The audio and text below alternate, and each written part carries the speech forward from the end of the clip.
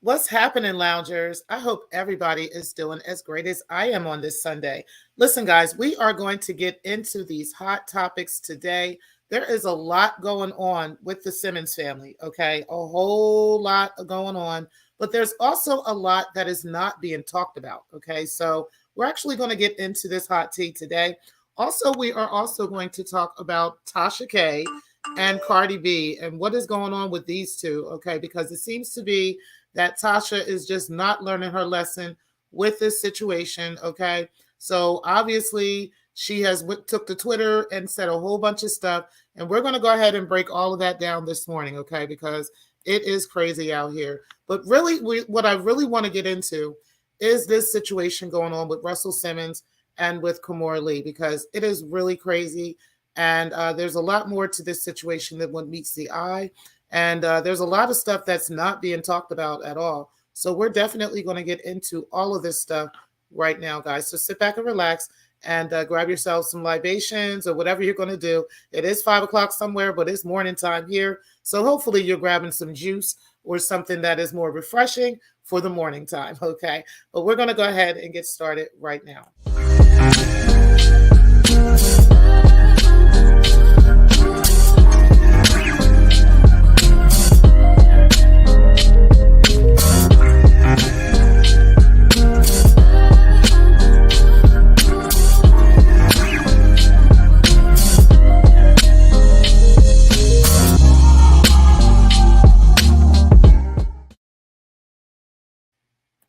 Most of us know Russell Simmons as a street mogul, or has always been involved in the music industry and so forth. Okay, so we're going to get into the little bit of his life.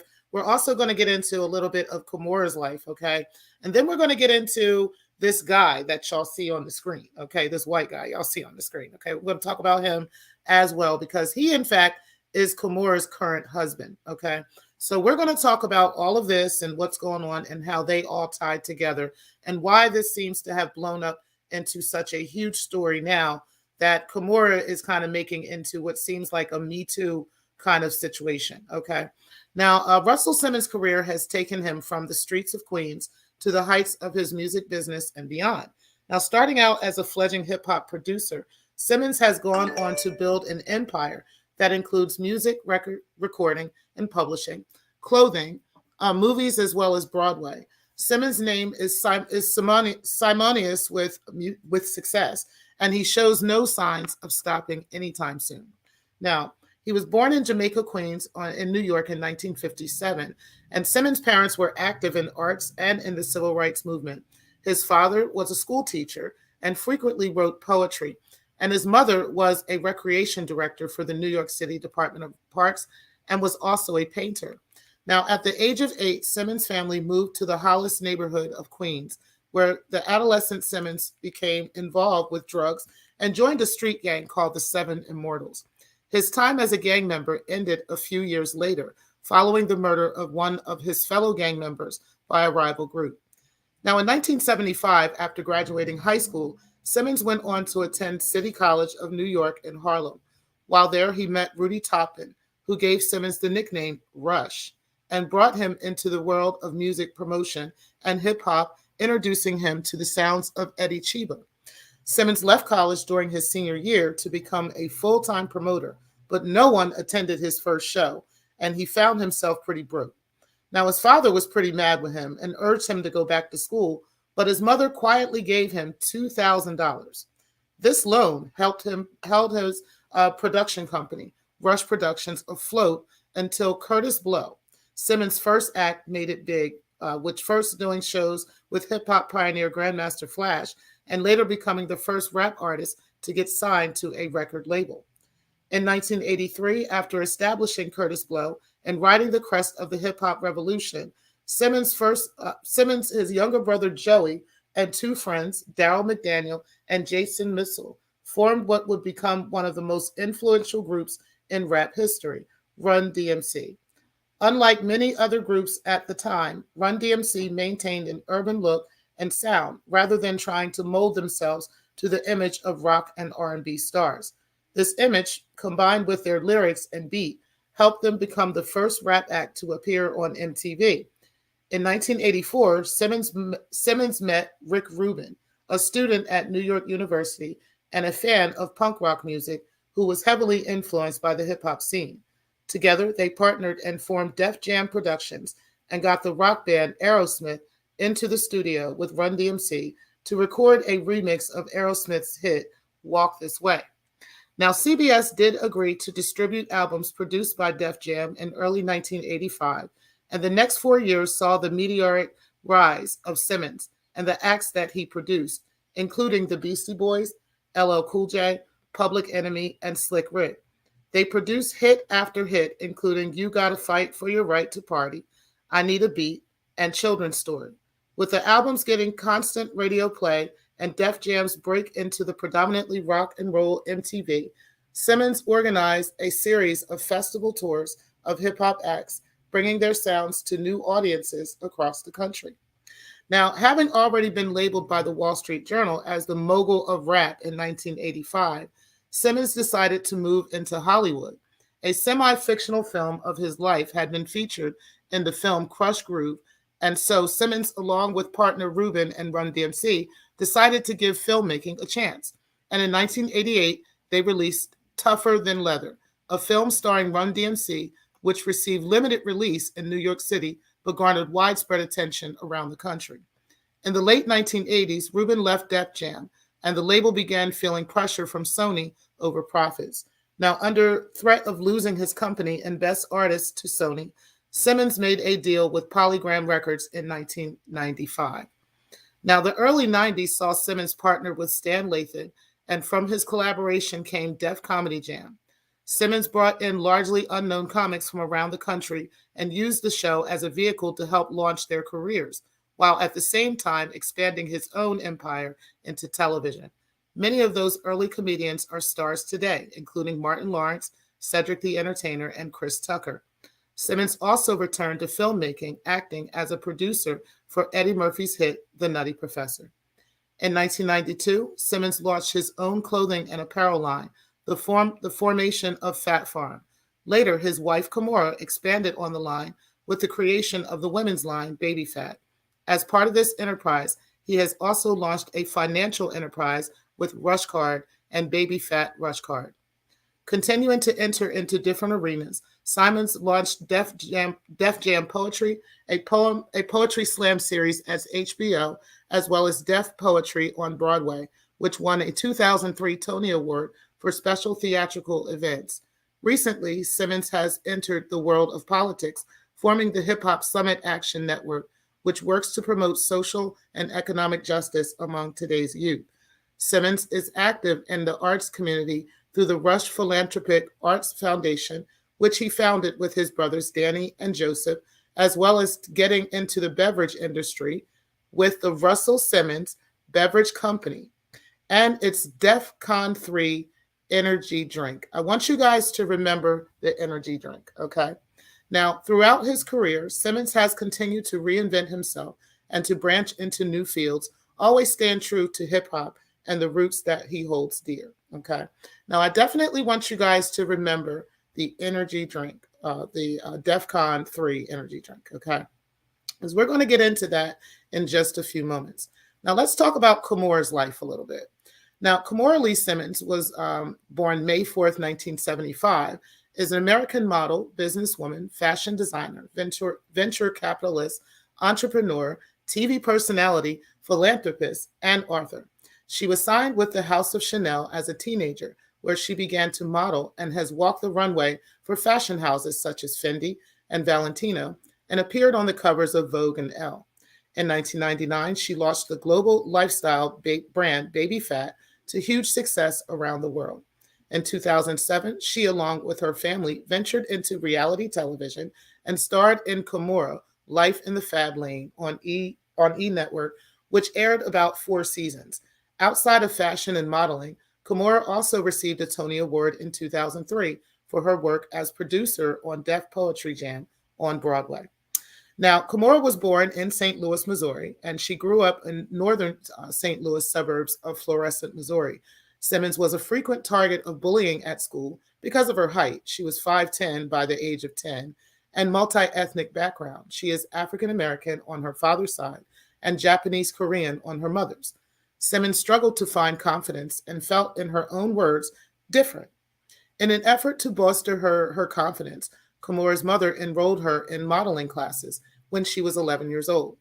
2 years later, Simmons attended a model search event in Kansas City where she was discovered by events organizer Marie Christie Collick in an event from the prominent Paris modeling agency Glamour. Collick then sent Simmons to Paris, where she would soon find favor with fashion industry leaders and began her modeling career in earnest. Simmons is a graduate of Lutheran Northern High School in St. Louis, and in 2017, Simmons returned to school and graduated with a Bachelor of Arts in Business and Entrepreneurial Affairs from Online University of Hartford's Barney School of Business in Hartford, Connecticut. Now, at the age of 13, I did talk about her being a model, okay, and how she got involved in modeling. And she actually had an interview where she talked about how older men would come for her, right? And so there's a rumor that says that her and Russell met when she was around 17 years old. Now, nobody is really telling us whether or not that's true or not, okay? But there was a time where she was about 15 or 16 where they were seen together, okay? Now, whether or not they were dating, I can't say they were, but there's several photos and several times where they were out and at different events and they were seen together when she was 15, 16 years old, roughly around that time. And all of this is alleged, okay? Now, and she often talked about pushing off older men, and kind of like she had a lot of older men just coming at her. But for some reason, she ended up going for Russell, okay? And we're not going to get into that today. I mean, we'll get into that at another time. But definitely, for sure, their relationship started off in tumultuous, and it started off, in a bad space, okay, with just their age gap, okay? He was born in 1957, and she was born in 1975. So you guys do the math on the differences in ages, right? So ultimately, with her being 16, he would have been around 36 or so at the time that he was dating this woman, okay? And then they got married and had 2 children out of the marriage, okay? Later on, after around 2009 or so, or 2008, I believe it was, they actually broke up. And she moved on with her life and moved on with this African man and had a child with him, okay? So she had a son with an African man. I believe it's one son with the African man, okay? And then they broke up. And then she got with this white guy right here, okay? Tim Leissner, okay? Now, Tim Leissner he worked with Goldman Sachs, okay? He was a huge banker there in Goldman Sachs. He actually was a chairman in the Paris group, I believe it was. We'll get into it in just a second because we're actually going to read into what happened with this guy, okay? But ultimately, he is Kimura's current husband, okay? And he is in huge trouble, y'all, okay? Big financial problems, big issues, okay, going on with this man. And we're going to talk about those things and how he is connected with Russell Simmons and why Russell and Kimura have been falling out lately, okay? Now, let's get into what's going on with this guy, Tim, okay? And make sure that you guys do hit the like button. I appreciate everybody who is in the building. Shout out to you. Hey, Miss Murph, appreciate you for being here. And everybody else that's in here as well. I appreciate you guys. Now, let's go ahead and get into what is going on with this dude, this guy, Tim Leissner, okay? Now, bear with me while I read into this for you guys because it's a lot that's going on here. And I just want you guys to kind of sit back and relax and hear this, okay? Because it's a whole lot happening with this guy, okay? Now, this guy conspired to violate the Foreign Corrupt Practices Act, FCPA, and commit money laundering in connections with 1MDB scheme, okay? So, the former managing director of the Goldman Sachs Group was sentenced to 10 years in prison for his role in a multi-billion-dollar bribery and money laundering scheme involving Malaysia's state-owned investment and Development Fund. Okay, so that is 1MDB scheme. Okay, make sure that you guys keep all of that in mind. When we're saying 1MDB, they're talking about the One Malaysia Development Berhad, okay, which is a state-owned investment fund in Malaysia. Okay, not here, but in Malaysia. Okay, so the guy's name is Roger NG. Okay, I can't really produce or say the name really well, but his name is Roger. So we're just going to call him Roger. Okay, today, Roger NG was sentenced for his role in a massive and egregious bribery and money laundering scheme involving the bribery of high-level foreign officials in Malaysia and the United Arab Emirates and theft of billions of dollars meant to benefit the Malaysian people, said Assistant Attorney General Kenneth Polite Jr. of the Justice Department's Criminal Division. The Justice Department remains firmly committed to holding accountable individuals who engage in corruption, undermine the rule of law, and abuse our financial system to launder their illicit funds. This sentence sends a strong message to criminals around the world. If you violate our laws, we will bring you to justice. Now, according to court documents between approximately 2009 and 2014, the guy Roger Chong Hawa, aka Roger NG of Malaysia, and his co-conspirators laundered billions of dollars, misappropriated, and fraudulently diverted to 1MDB, including funds 1MDB raised in 2012 and 2013 through 3 bond transactions it executed with Goldman Sachs.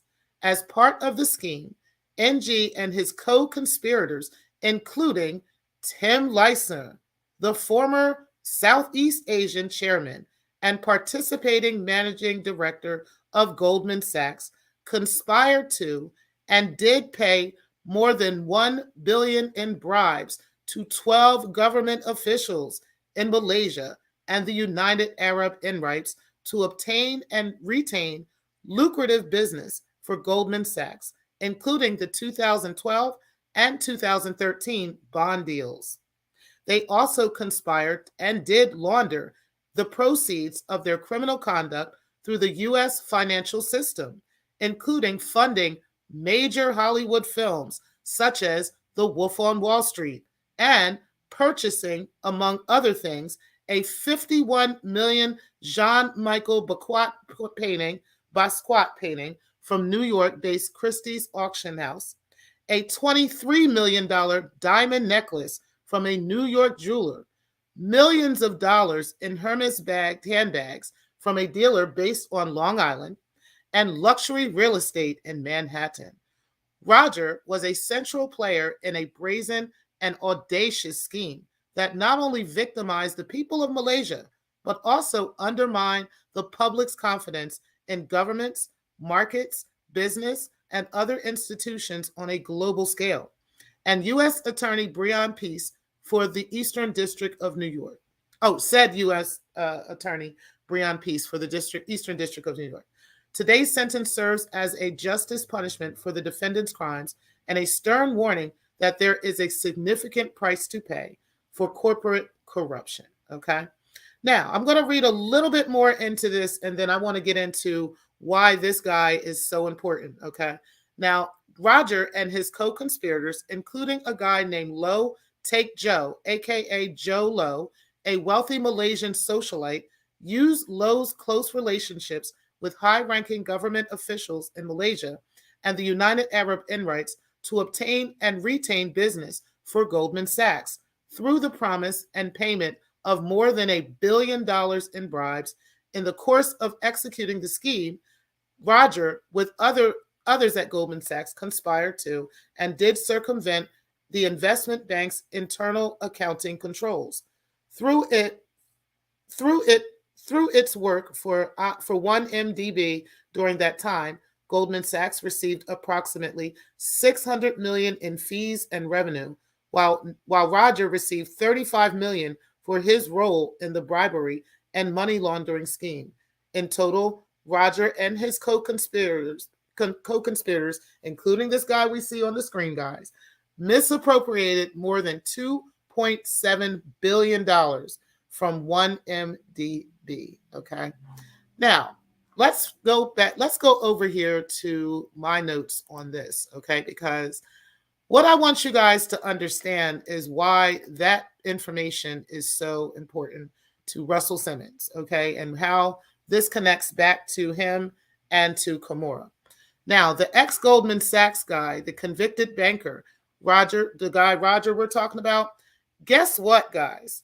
He is suing his former boss, Tim Lessner, who is Kimora's estranged husband, okay?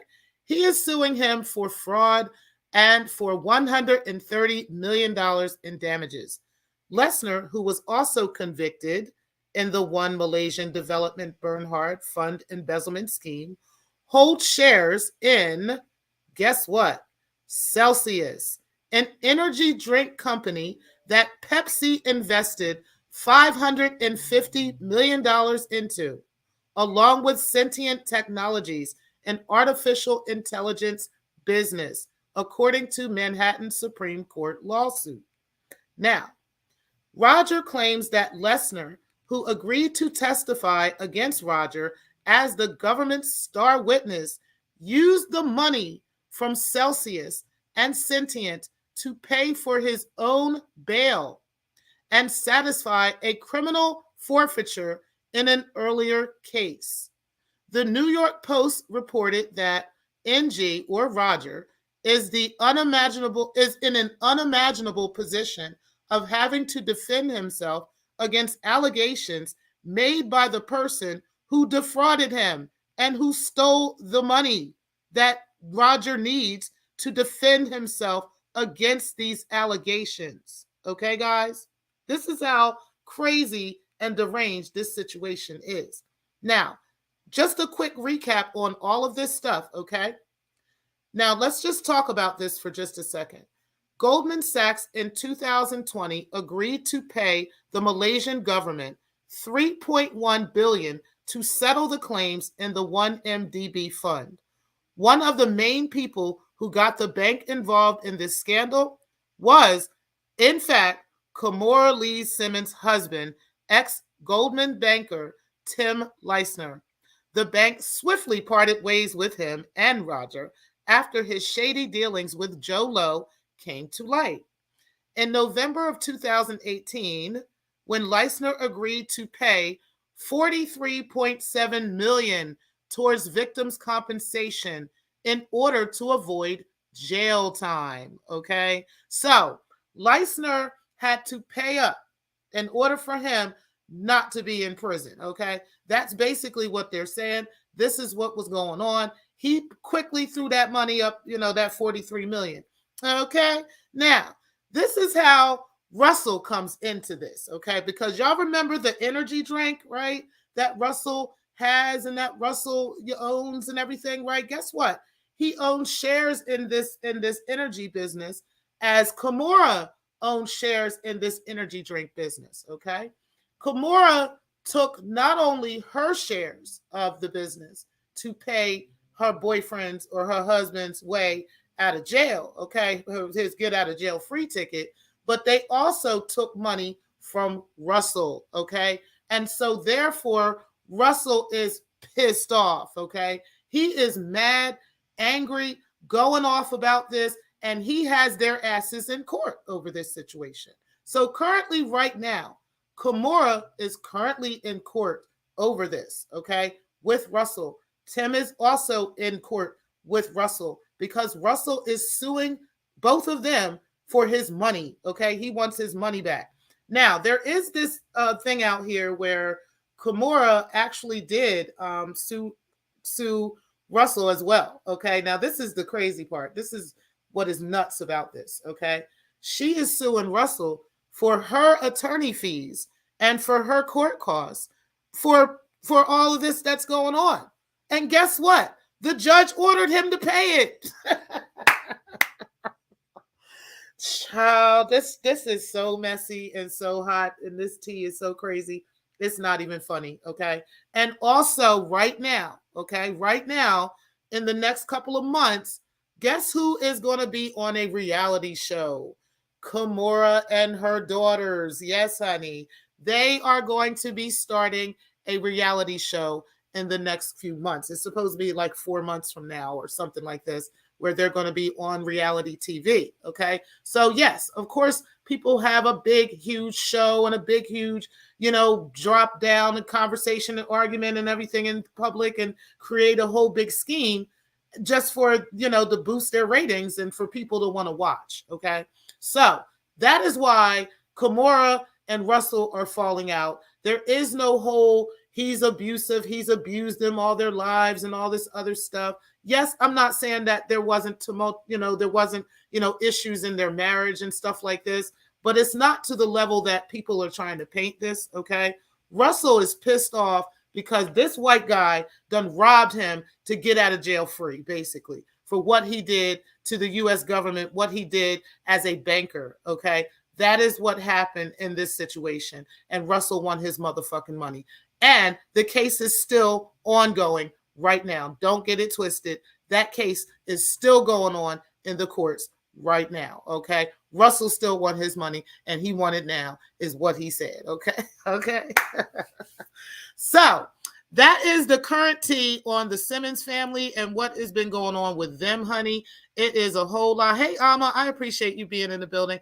Yes, that is the hot tea that is going on with the Simmons family. And as I get more information on that, I will be dropping that tea to you guys as well, because, honey, that shit is crazy. And I just find it amazing that everybody's just kind of jumping out the window and like, oh, Russell is this bad guy. He's doing all this stuff. And little do they know what Kimora and her man is behind the scenes doing, honey. They out here, girl. This man out here money laundering and doing the most, honey, buying $1 million necklaces and buying all types of crazy jewelry and all. Child, these niggas is crazy. These motherfuckers crazy, okay? Anyway, as I get more information on that, and as that case develops, I will be getting that tea to you guys as well. And again, they're not talking about any of this stuff. Okay, I don't know. Everybody's just trying to somehow make Russell look like this big monster. Okay, no, he wants his money. Okay, that's what it is. He wants his money. He got robbed. Okay, by them. That's what's happening. Now, let's get into this hot tea, honey, with Tasha K and with Cardi B. I don't know what is going on with them, but we're going to take a quick break while I grab myself a water, and then we are going to talk about them, honey, because Tasha is bugging y'all, okay? She is all the way bugging.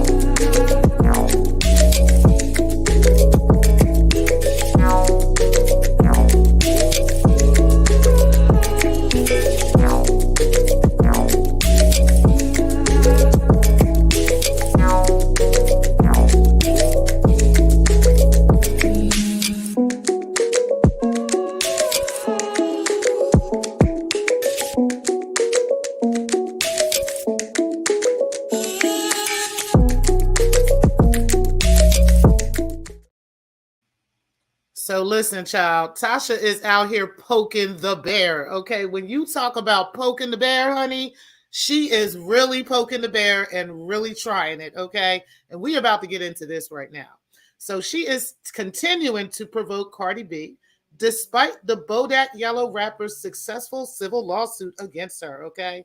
Now, on Friday, the disgraced blogger, who is real name Tasha Kibi, okay, or Latasha Kibi, took to her Twitter page to post an undated video of a woman that she alleges has been sleeping with Cardi's husband, Offset, since 2013, okay?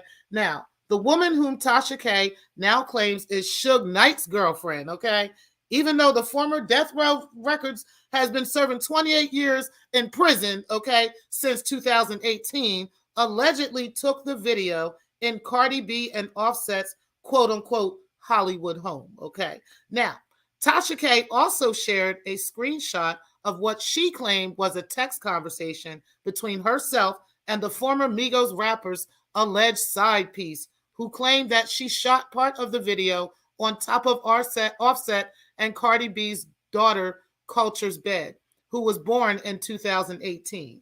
Now, this is all alleged, y'all. This ain't me. This is Tasha saying this stuff.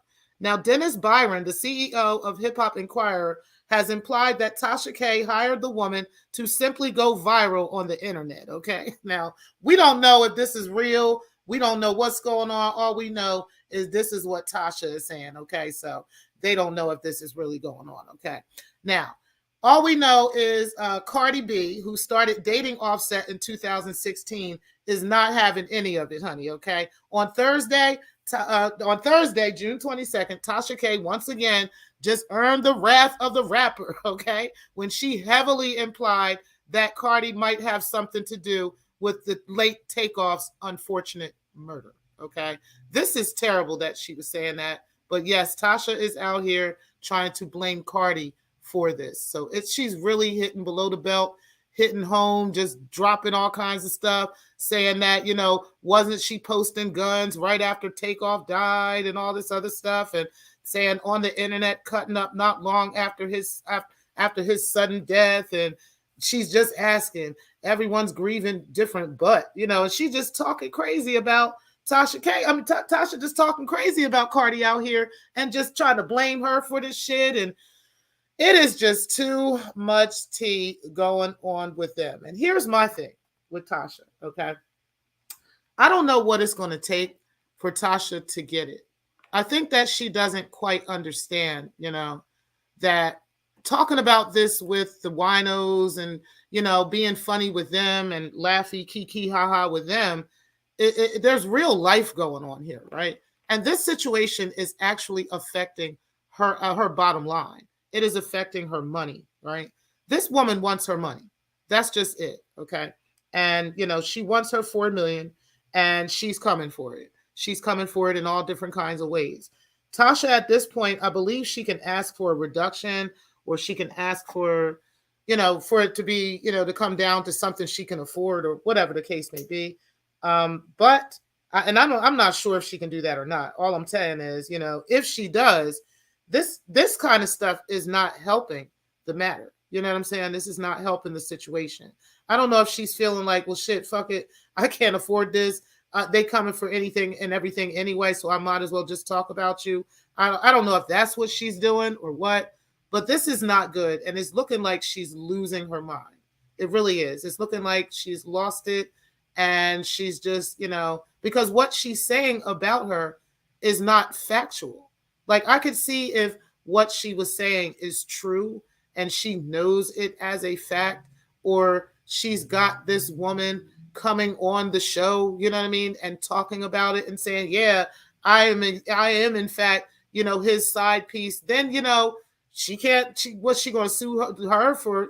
She can sue the girl, but she can't really sue Tasha for that, because Tasha's not the one saying it, right? But if Tasha is saying this and she's not producing any real factual evidence, of all of this, then this is hearsay, which is why she got sued to begin with. You understand what I'm saying? So I don't know, Tasha. I think, sometimes, trying to do things for your audience and keeping up the appearances for the winos and stuff, the winos aren't going to pay this money for this. They don't have that kind of money. They don't have $4 million to pay Cardi B. You understand? So, I don't know why, she would even think about, even doing something like that, because every dollar would end up going to this woman for all this content that she's trying to do for her audience. Literally all of that money goes to Cardi. It goes right to them. Like, it just don't make any sense. Yes, it seems like she thinks she can't be sued again, right? Or like they can't come after her even more, or just, even her asking for a reduction, that would make this even harder to get, for the simple fact, that she's just not, even if she asked for a reduction, the fact that she's still egging this on and pushing this on just goes to tell me, that, if I was the judge, I wouldn't want to reduce anything. I would keep it exactly the way it is because she hasn't learned her lesson. She'll go and apologize and do all this stuff and this fake shit and then go right back talking about her again. Like, that shit's crazy. And I don't even know why she hates her so much. Like, it ain't even that deep. When she go back and think about it, it's not that deep, sis. You know what I mean? Like, I understand the whole, gossip thing and everything, but the stuff you talk about got to be real. It has to be truthful. It can't be fake. It can't be lies. That's how you go to court. That's how you get sued. But either way, I don't know what she's going to do about that. Hopefully she will figure this out and stop because it's not that deep. None of us really care. We just don't. And hopefully she will get her shit together. But who's to say? Because Tasha be doing the most. She definitely be doing the most. Listen, guys, I want you guys to enjoy your Sunday. I hope everybody has a great, great Sunday. We will be back tomorrow. We may be doing the Vixen thing tomorrow. I don't know. I know I'm not doing the Vixen Chronicles tomorrow. That is coming up on Wednesday, I believe I'm doing that. And tomorrow I'm supposed to do a show too. Tomorrow is the Woo Child receipt show. So if she goes live with that, we'll go and do a reaction to Breaking the Culture show.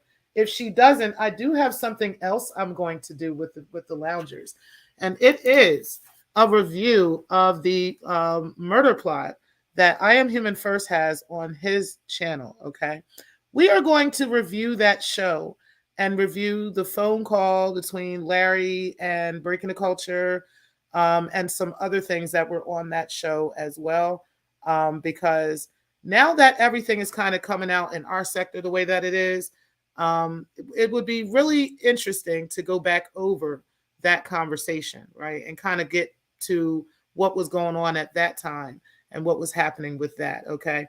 Also, tomorrow, we may be doing the Phantom accounts thing. So I may do that tomorrow, or I might make that part of the Vixen Chronicle, but I'll see what happens.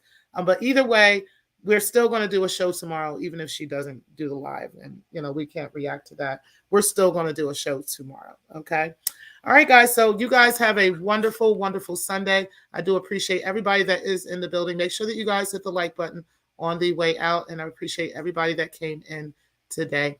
And peace, guys. Thank you guys again for watching. Shout out to y'all.